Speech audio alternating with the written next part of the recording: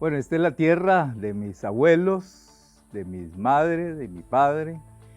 Es la tierra que protegemos, que cuidamos y será la tierra de mis hijos, de mis nietos y mis bisnietos.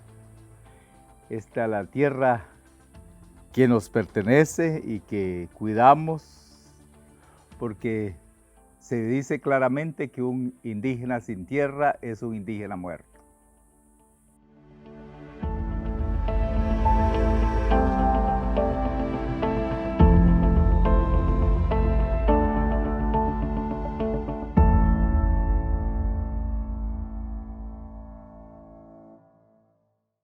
En esta tierra cuando yo me crecía era muy importante porque nosotros no aguantábamos hambre, aquí había de todo.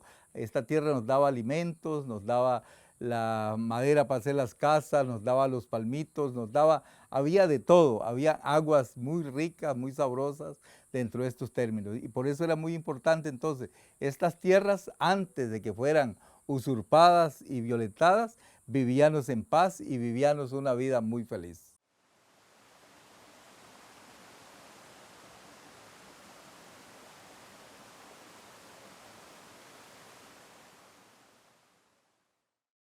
Cuando yo me crecía en el pueblo Broran, había cantidad de animales, saínos, tepezcuintes, venados, o sea, una cantidad de animales. Y luego vi cómo las montañas fueron cayendo y fueron metiendo ganado y toda esa alimentación del pueblo Broran se fue terminando.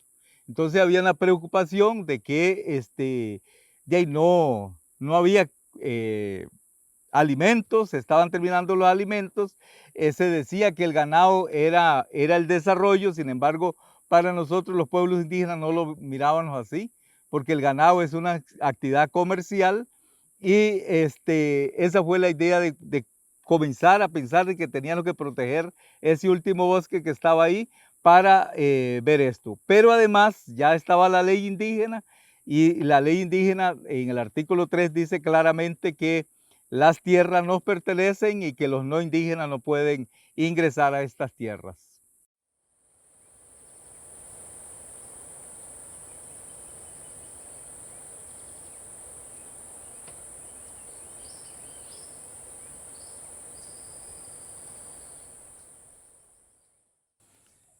Bueno, nosotros los pueblos indígenas tenemos nuestras grandes preocupaciones es cuando se expanden lo que le llaman desarrollo a lo que nosotros llamamos vida. Y entonces esas diferencias, si no logramos como mundo entenderlas, pues vamos hacia un exterminio. Nosotros luchamos por una sobrevivencia y por eso decimos que las recuperaciones son vida y que se tiene que regenerar tanto la cultura indígena como el ambiente. En algún momento nos dimos cuenta que nuestra tierra estaba maltratada, estaba sufrida por el cambio climático, estaba usurpada. Desde ahí comenzamos a trabajar para rescatarla y para que tenga vida y que sea una tierra igual que nosotros feliz.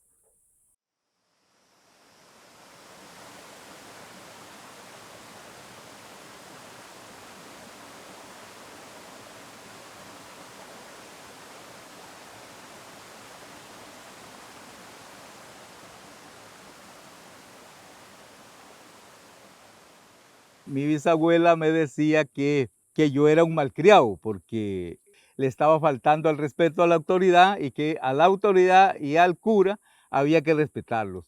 Sin embargo, pues yo pude determinar que no era así, o sea que yo tenía mis derechos y que esos derechos se tenían que prevalecer. Los pueblos indígenas estaban siendo absorbidos por ese sistema que no nos dejaba realmente una claridad. Ahí entonces yo empecé a ser un indígena rebelde, diría yo, oponiéndome a toda esa forma de pensamientos y buscando que realmente había una espiritualidad indígena por la cual teníamos que sobrevivir y seguir adelante.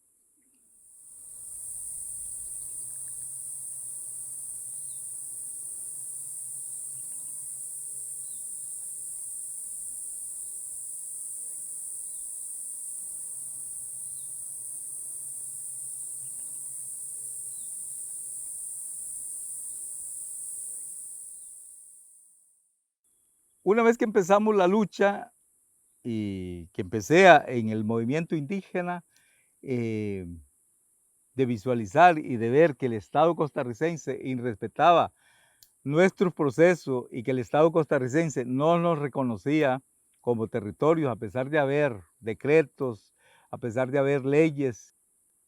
Entonces, bueno, en el 85 vamos a la cárcel por defender el bosque, pero luego a mí la carceliada me dio como más fuerza de seguir luchando, porque yo decía que estar en la cárcel por defender un derecho que tenemos no me importaba seguir en la lucha.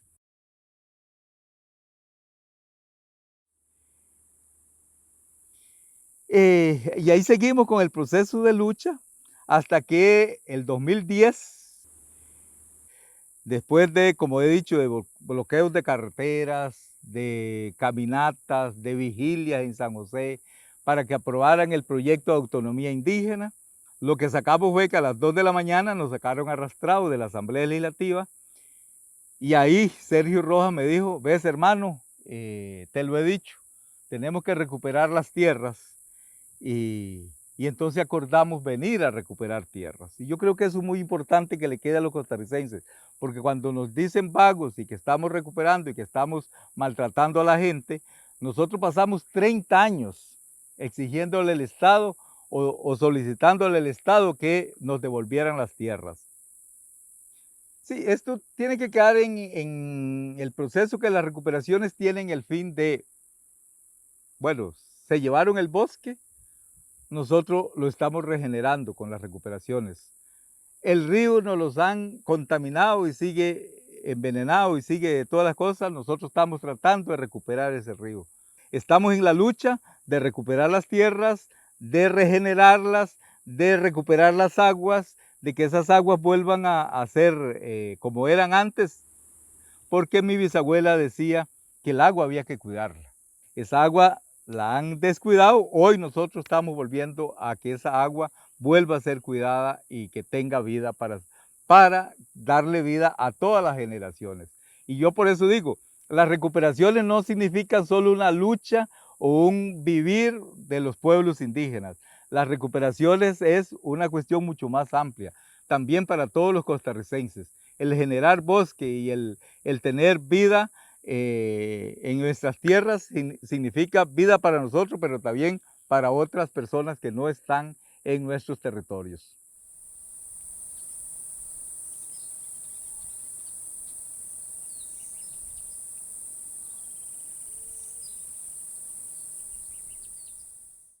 Bueno, esta tierra donde estamos, tenemos 5 años de estar en esta tierra, en una recuperación que hicimos el 2018, pasando muchas cosas, porque ahí se dice que somos ladrones, que somos, nos oponemos al desarrollo, que nos oponemos a un montón de cosas. Sin embargo, la visión nuestra es, como lo he dicho, tierra y espiritualidad indígena. Y desde ese concepto comenzar a crecer buscando una cultura y buscando la identidad que se nos ha quitado, la identidad que se nos ha negado. Y entonces con las recuperaciones nosotros lo que hacemos es vida, y vida para vivir bien, decimos. Entonces, cuando entramos a estas tierras eran solo ganado y nada más, no había un árbol, no había una fruta, no había nada para comer. 5 años después podemos visualizar un cambio en la naturaleza. Si bien es cierto, tenemos pasto y tenemos algunos animalitos, algunas vacas, pero controladas. Esas vacas tienen que estar en un sistema de que haya una relación de que no es solo pasto y pasto y pasto, porque yo quiero tener 1000 cabezas, no. Esa relación está en que tiene que haber en esta tierra recuperada de todo. Entonces hoy en esta finca vemos vida, vemos esperanza y vemos un renacer totalmente diferente con un bosque totalmente cambiante, con una vida totalmente cambiante, donde antes había una persona con 1000 hectáreas, hoy ya vemos 16 recuperadores, más de 80 personas viviendo acá.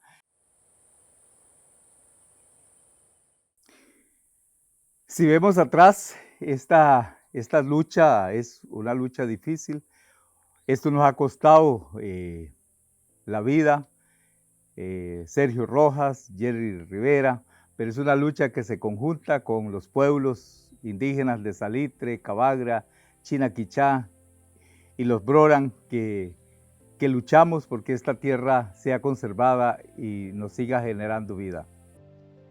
Soy Pablo Cíbar, nací en este territorio, nací en Térraba y yo me catalogo por un luchador, un defensor de los derechos indígenas.